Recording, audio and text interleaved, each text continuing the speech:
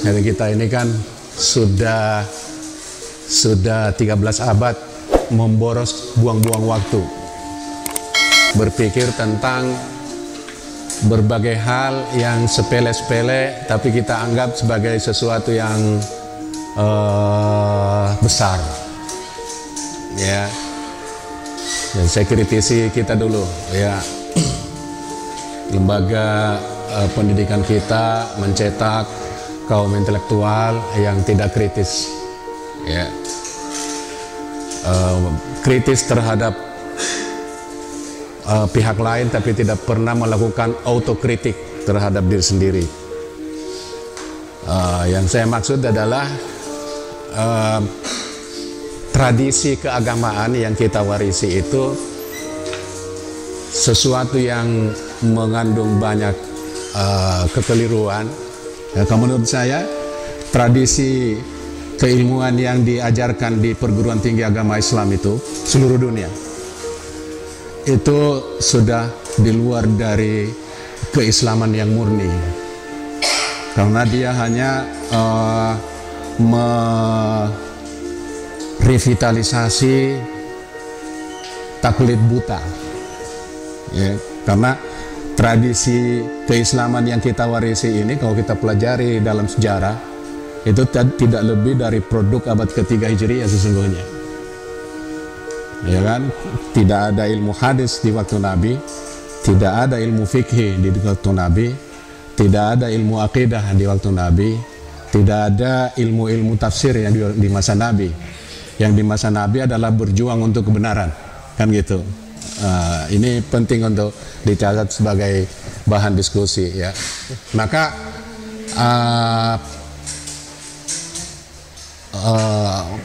hal yang paling penting dalam diri kita itu adalah, atau dalam perjuangan itu adalah mengenali sang pemimpin besar itu, Muhammad SAW. Dialah yang paling besar dalam sejarah peradaban manusia yang bisa dikenal sekarang ini, bukan karena kemampuan mencetak kader-kader yang bisa membangun peradaban, tetapi yang lebih penting adalah melakukan transformasi yang luar biasa terhadap dunia Arab, ya, yang nomaden, yang kabilah, yang karakteristik tidak mengenal peradaban sederhana sama sekali, tapi kemudian ditransformasikan oleh seorang Muhammad menjadi sebuah basis peradaban, basis perjuangan, basis kekuatan sosial, politik, ekonomi, militer di wilayah itu. Dari sekian abad, ratusan abad sebelumnya belum pernah ada, ya, tidak pernah ada peradaban dikenal di wilayah di mana Muhammad melahirkan peradaban Islam itu sebelum itu, beratus-ratus tahun, berabad-abad, sehingga dan wilayah itu kemudian menjadi basis kekuatan sosial, politik, militer yang berkuasa melampaui batas-batas geografisnya, sampai ke Persia, Iran, ya kan, ke Persia, sampai ke Eropa, Spanyol dalam 2-3 abad, ya. Dan itu satu suatu sentuhan perjuangan yang sangat luar biasa dari Muhammad. Lalu kita mewarisi yang katanya agama yang diperjuangkan oleh beliau. Pertanyaannya sekarang, kalau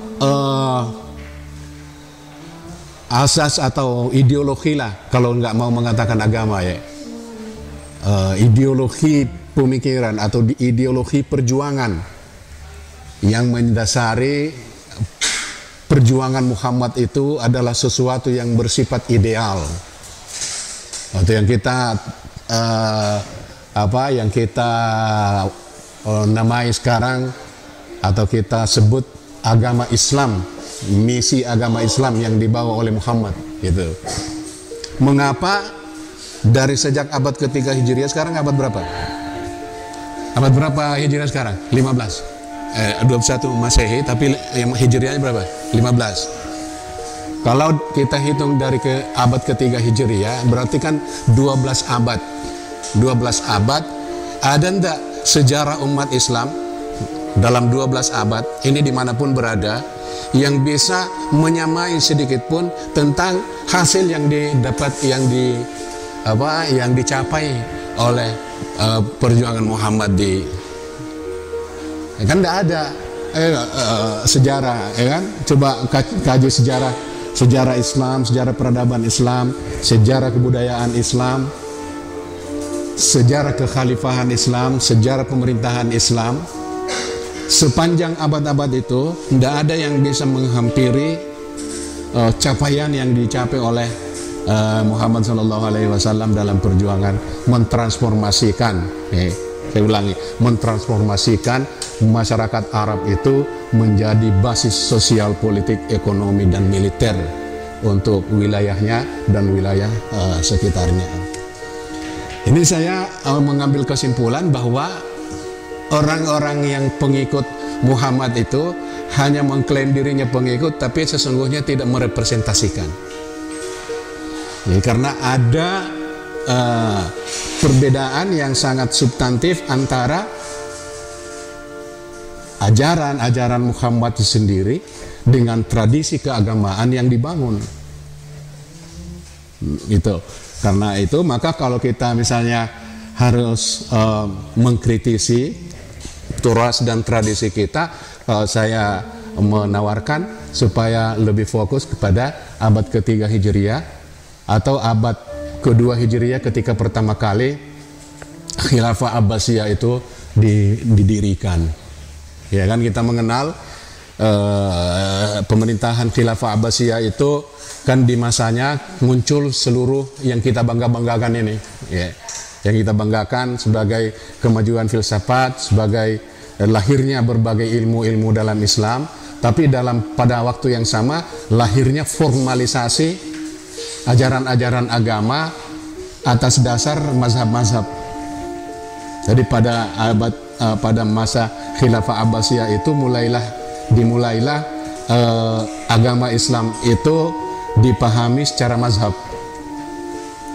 Ya, maka yang pertama kali misalnya dalam khilafah rajanya itu adalah Mutawakil, ya, Mutawakil yang Mu'tazilah misalnya, itu pertama kali mengkafirkan semua yang non Mu'tazilah.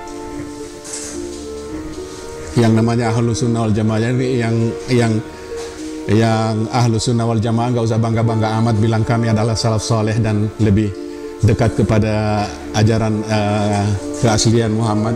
Itu nggak usah bangga-bangga, karena yang pertama kali dikafirkan dalam mazhab itu adalah Ahlus Sunnah wal Jamaah. Itu dikafirkan oleh Mu'tazilah, ya.